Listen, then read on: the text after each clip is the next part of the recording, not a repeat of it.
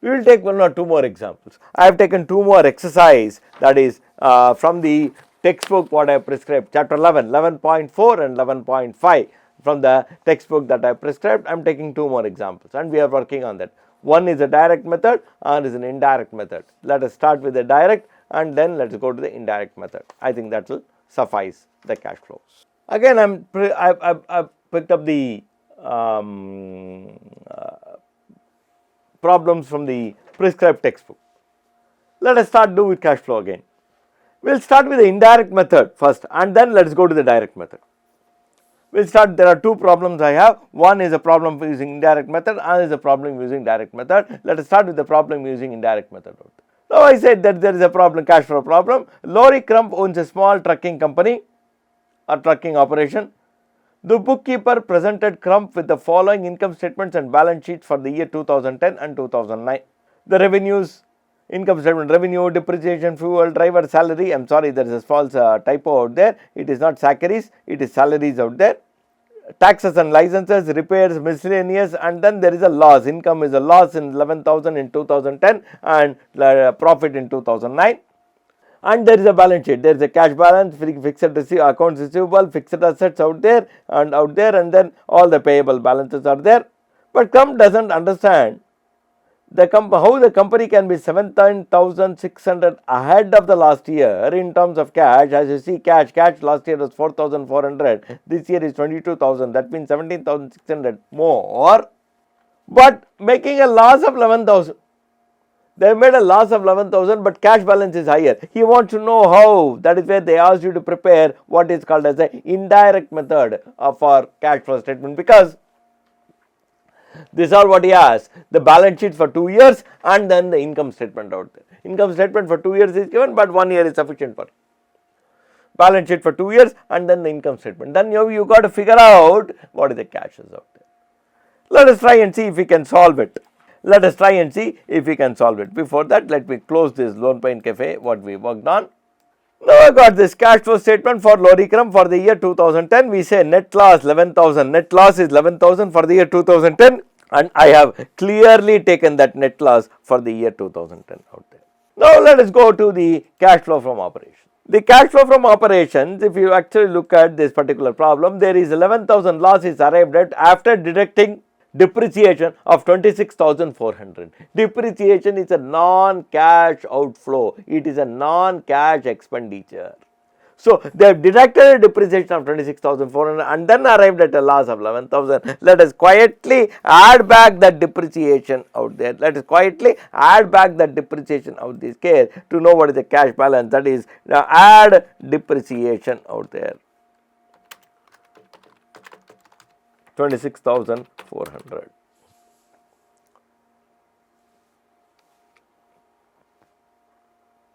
Now that is what first thing we have got. Now we go to the balance sheet.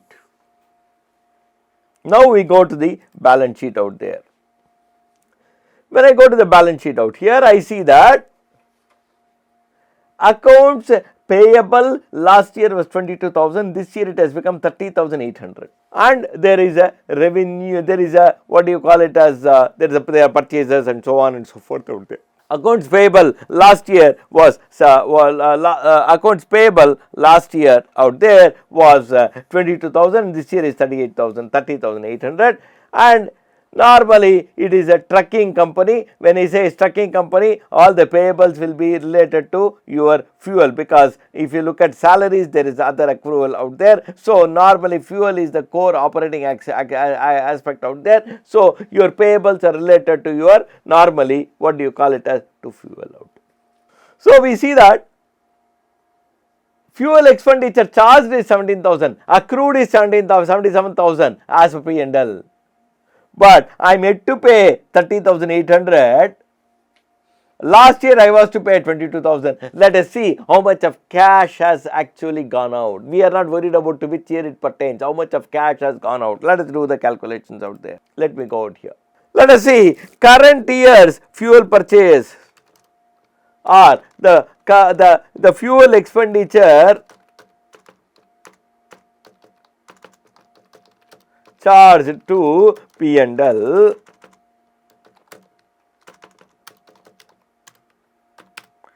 is 77,000.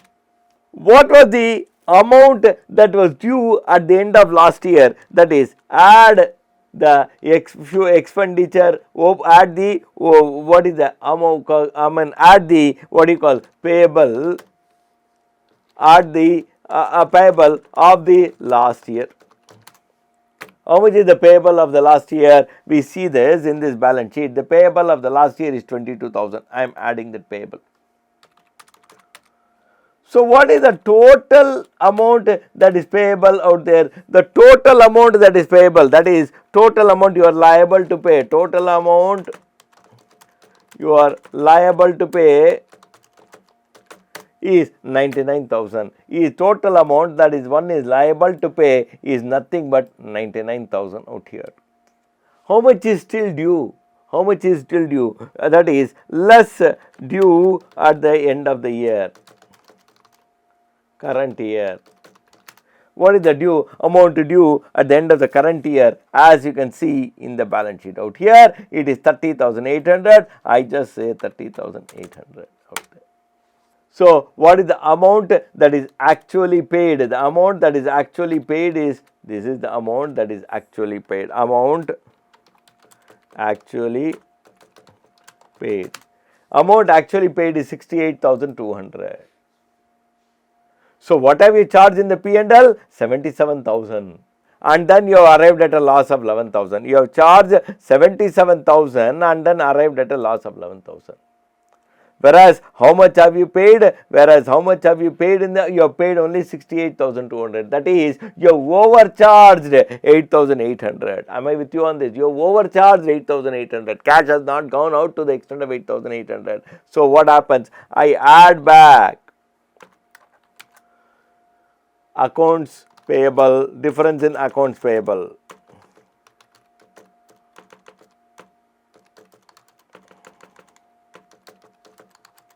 Difference in accounts payable. That is what it is. It is 8,800. I add back because overcharged. So, and then you have overcharged is 77,000. Whereas, what is the cash gone out? Cash gone out is 68,200. So, I am adding back this 8,800. Next, I go to the liability side of the balance sheet out there, and then I see that accounts payable over. There is something called accrued salary. Salaries for the year 44,000. Beginning of the year 5,000. End of the year 8,800. How much have you paid? Let us do the same thing out here.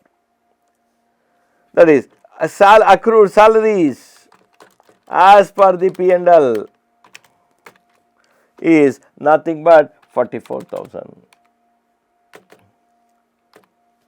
Salaries due, add salaries due at the beginning of the year.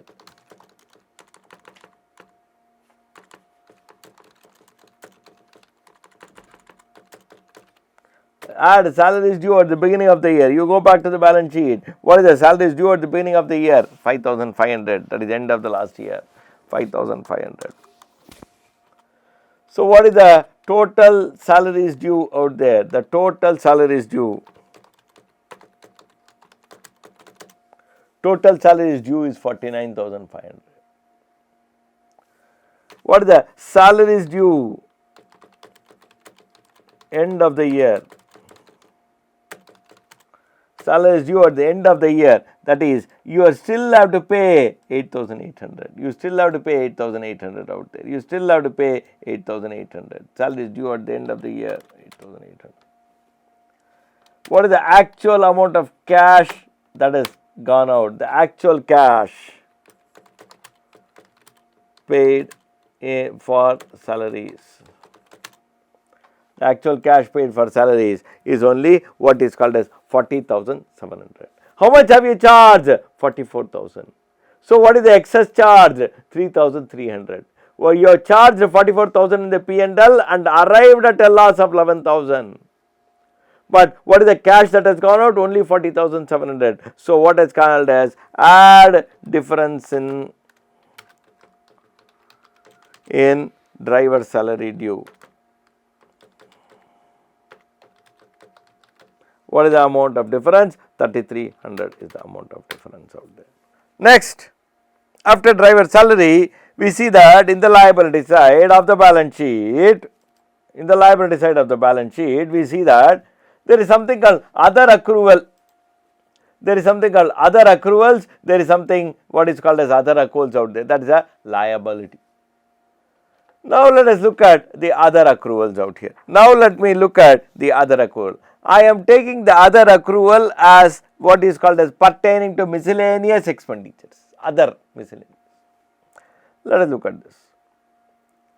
What is the miscellaneous expenditure as per the P&L 2200? That is what we see in the P&L out there. In the P&L, the miscellaneous expenditure charge is 2200. What was add? That was add the miscellaneous expenditure due at the beginning of the year. Add the miscellaneous expenditure that was due at the beginning of the year. At the beginning of the year, if you see in the balance sheet, it says other accruals due is about 1100 out there. That was due out there, 1100.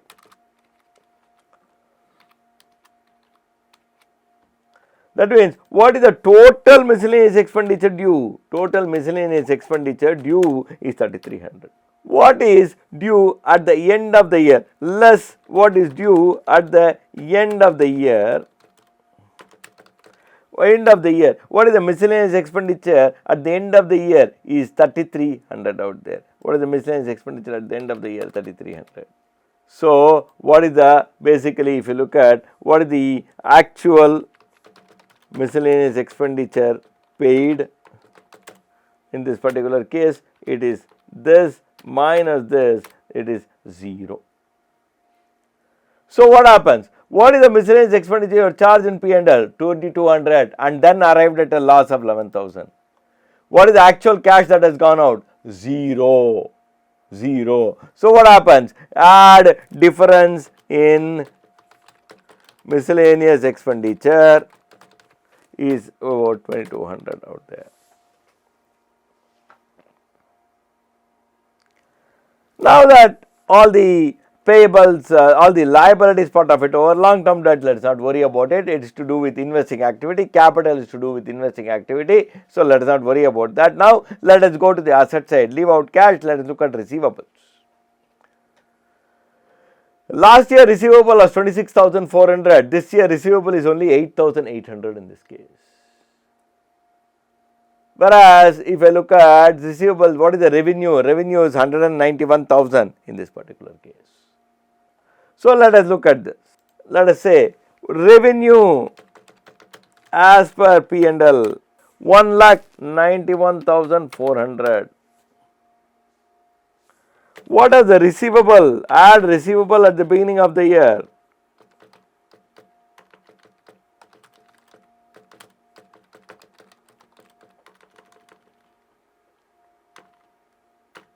Add receivable at the beginning of the year. What is the receivable at the beginning of the year? 26,400. You can check out here 26,400. What is the total amount that I am eligible to get? The total amount that I am eligible to receive. Total amount eligible to receive is 22,17,800. What is this? I will say less amount receivable at the end of the year. At the end of the year, what is the amount receivable at the end of the year? 8,800 is receivable at the end of the year. 8,800 is receivable at the end of the year. That means, what is the actual amount received? The actual amount received during the year is 2,09,000 out there. You have taken how much in the revenue? 1,91,400 and then arrived at a loss of 11,000. What is the amount received? 2,09,000. So, what is the difference? That means difference between actual receipt and what is charged out there. That means you have basically charged only what do you call it as 1,91,000 out there, whereas you have received 2,09,000. That means what happens? I add the excess amount received. I add the excess amount received in compared to the revenue. That is difference in what is called as accounts receivable. What is the amount out there? The amount that is difference in excess amount receivable is 17,600. That means I have received 17,600 more as compared to the revenue. Revenue I have taken something and arrived at a loss. I received 17,600 more. I have got it. Now next, I go to the balance sheet. We go to investing activities. We go to the total asset, net fixed assets. What is the net fixed asset? Last year was 2,24,400. This year what is it? 1,98,000. Let us see this. Last year what was it? 2,28,400 out there. 2,24,400.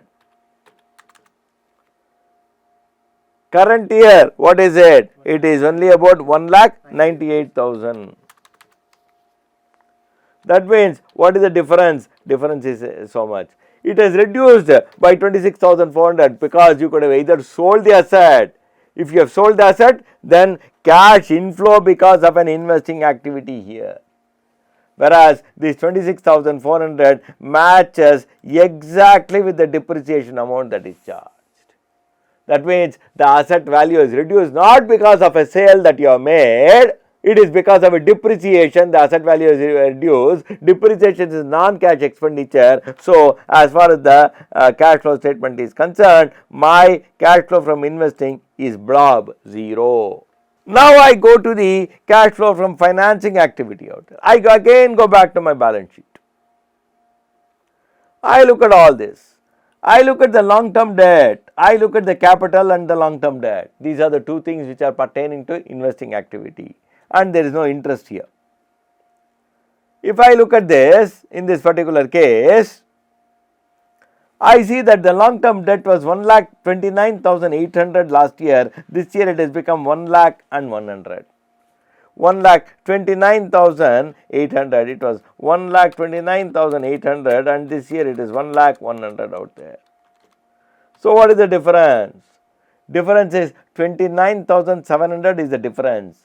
That means why has it reduced? You would have ideally paid back. You would have ideally paid back that money. That is where it has reduced. Otherwise, nobody is going to give you a holiday. Why does it reduce? Unless you repay, it doesn't reduce. When you repay, what happens? Cash outflow, long-term debt, repaid. What is the cash outflow? Minus 29,700 out there. That is a cash outflow that has occurred. Now let us go back to the balance sheet. Sir, equity has also reduced. Crump's capital. So have you paid back? Let us see. 96,800 was the last year's Crump's capital. 96,800. This year the Crump's capital out there has reduced to 85,800. What is the difference? Let us see what is the difference out there. Difference is 11,000. What is the loss you have incurred?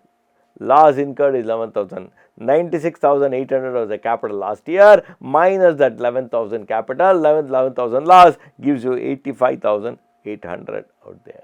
So that reduction is because of the loss, not because of repayment of capital that has happened. So let us go back to the cash flow statement. So what happens? This is the cash flow from operation. This is the cash flow from investing. So total cash flow for the entire year is 17,600 out there. Now I add the opening balance.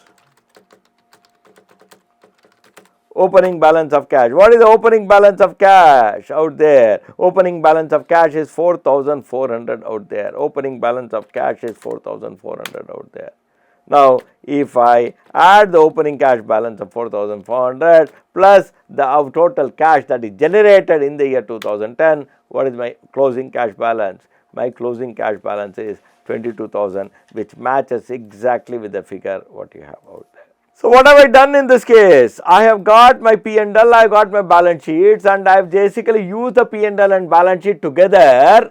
and arrived at a cash flow statement of indirect method. So now if I have to explain in this particular case, the cash balance has gone up by what, 17,600, whereas I have made a loss. How has the cash balance gone up by 17,600? Because you have not paid, because of depreciation, yes, because you have not paid so many expenditures out there, and because you have received last year's due, and because of that your cash balance has gone up, and you have paid to long term repaid your cash balance. How your cash balance has gone up? You have got the explanation here, right? So this finishes the indirect method. Now let us look at the next problem. After Lorry Crump, I said Lorry Crump problem, you can take a look at it. Now there is one more question. Exercise 11.5, same textbook. 11.5, there is one more cash flow problem that says direct method. They have given you all the balances. Prepare a direct method out there. Let us make it very simple. Now we see this. They see the problem on the screen. This is a direct method, simple straight direct method out there. You don't have balance sheets. You have given all the cash balances he has given. So we are doing it a simple direct method out there. With this we will finish the cash flow statement. With the completion of this problem, I will be finishing the three basic financial statements: income statement or the P&L or the revenue and expenditure statement, however you want to call it, the balance sheets, and then the cash flow statement. All these three financial statements, basically the input would be complete out there. In the next class, we will start with analysis of the financial statements. How do you analyze the financial statement? How do you prepare the ratios? How do you analyze the financial statements out there? That we will worry about it in the next class. Now let us focus on this. It says, the owner of a small business has asked you to prepare a statement that will show him where his firm's cash came from and how it was utilized or used this year. He gives you the following information based on the cash account in his general ledger, the way he keeps his books. Collection from accounts receivable, interest on savings, sale of old machine, cash sales, payment to vendors, cash purchases, supplies, inventory, down payment for new truck, rent, utility, interest, miscellaneous, part-time help and part-time debt, payment of redundant debt, etc. And then they have given you a lot of additional information out there. Now let us go back and prepare what is called as the cash flow statement for them. Now when to prepare the cash flow statement, I have got my Excel sheet ready out here in this particular case, and then my Excel sheet says this. Same thing, operating cash flows, investing cash flows, financing cash flows. Now I have written all these things. What is all these things? Don't worry, we will go step by step out there. First thing, what is the cash that is received from customers? Inflow, direct method. Please note, this is a direct method. I may write direct method. What is the cash that I have received from customers out there? Now let us go back to the problem. Collection 34,500, credit sale 27,600. So what happens? What is the cash received from customer? 34,500 plus 27,600 out there. That is the cash that I have received from customers. Yes, that is the cash that I have received from customers. Let me take out the decimals out there.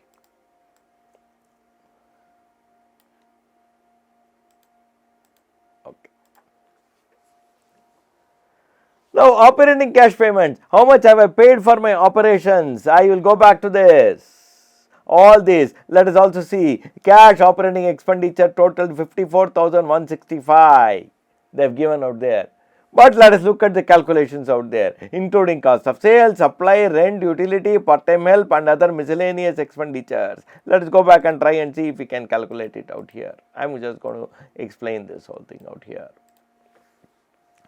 Let us see cash purchase of supplies, cash for supplies. How much is it? It is about $345. Next, purchase, what do you call it as? Cash purchase of, now it is cash purchase of inventory, cash for inventory. How much is it? It is about 17,250. Next, what is down payment of new truck? It is what is investing, so we will not worry about it. Rent payment. Rent payment, how much is it? 8,625. Next, utilities. Utilities, what happens? It is 2070.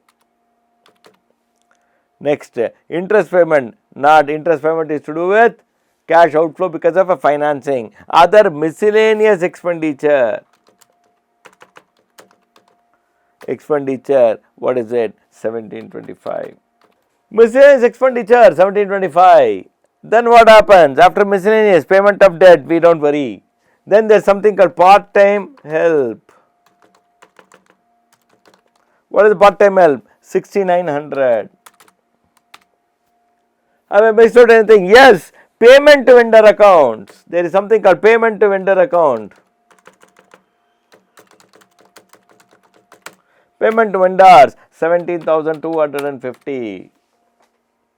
Now let's go back and read the other thing. Sales, we have already accounted for cash received from customers. Account receivable decreased by 690. In this particular case, we have already taken a collection from accounts receivable we have considered, so that is considered. Then let us look at this. Cash operating balances totaled so much, we will check the balance. Accounts payable decreased by 2760, we have say payment to vendor accounts accounted for. Inventory balance remained constant throughout the year, not worried. Depreciation was so much, we are not worried because we are not preparing from the P&L, prepare a cash flow statement. Let us look at the total of this. 54,165, and you can actually see this cash operating balances total 54,165. We have got exactly the same figure. So what is my operating cash flows? My operating cash flows is I have got cash received, then my operating cash flows I have to reduce this. So what I have to reduce this is what is my reduce this. Then what is my operating cash flow? My operating cash flows is 57935. So let me say less payments. Operating cash payments. Now let us look at the other investing activities out. When I go to my investing activity, I see that there is a sale of old machine 3105. That means there is a cash that has come on to me. Then I see in the payment what is called down payment for a new truck 3440, that is cash gone out. Then investing activity, what is called as interest on savings account, that is received, that is again cash inflow for me. What is the net cash flow for investing activity? Blob. Now I go to the financing activity. It says repayment of debt, payment of debt 3450. Interest paid, interest payment minus 1035, interest paid. So cash flow from financing activity is also very clear. So what is the net cash flow from all the activities? Net cash flow from all the activities, cash flow from operations plus cash flow from investing plus cash flow from financing activity is the net cash flow from operations. What is the cash at the beginning of the year out there? Is there any detail on the cash at the beginning of the year? Is there any detail on the cash at the beginning of the year? 3450. There is balance at beginning of year 3450. Where is it? Oh yeah. Where is it? It says, is there anything out there? Yes, it says balance at the beginning of the year 3450. Now what is the balance at the beginning of the year 3450? Now what happens? What should be the balance at the end of the year? 6900. If I just go back, it says balance at the end of the year 6900. All that I have done is I have classified into operating, investing and financing activity. This finishes all the three basic financial statements, the basic teaching part of it: income statement, balance sheets and the cash flow statement. Now in the next session, we will start with analysis of financial statement. Thank you.